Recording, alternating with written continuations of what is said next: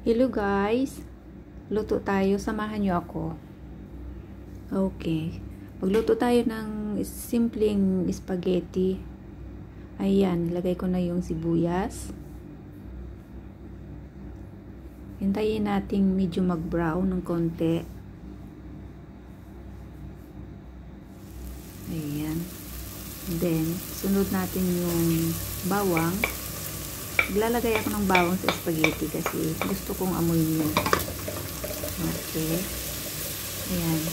Halo lang. Ay, nilagay ko yung hotdog. Hindi ko na-on yung video. Okay. Nilagyan ko siya ng water. Maraming butter.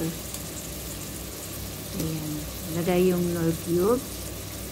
Konting pamienta. Ayan.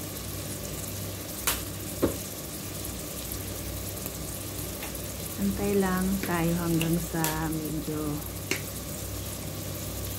mag-ano ng konti. Ayan, nilagyan ko siya ng asin.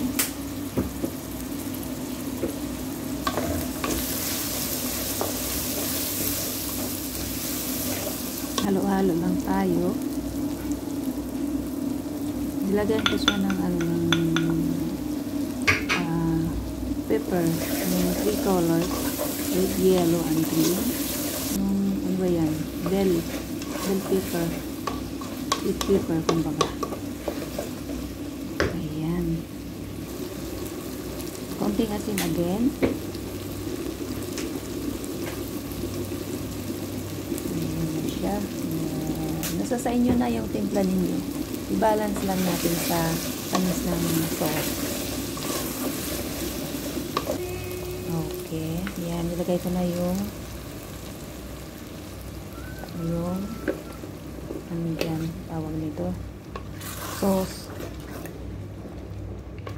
Yung gamit ko ay Italian style, yung cheesy. Medyo matamis siya ng konti. Yung nakalagay dyan ay creamy cheesy. Nilagyan ko siya ng konting cheese powder. Tapos ginadkaran ko ulit ng cheese din. Ganyan, simpleng-simple lang na luto. Dahil sa gutom na ba, yung pasta ko luto na. Hindi ko na, kalimutan ko. Ayan na siya.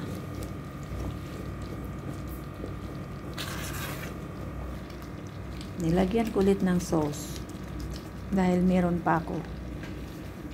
So, maraming sauce para mas maganda. Okay. Halo-halo lang natin. Konting cheese pa rin. Dinagdagan ko pa rin ng cheese. Ayan na. Medyo na siya. Balance na ang lasa niya dahil sa marami yung maraming sauce. Okay.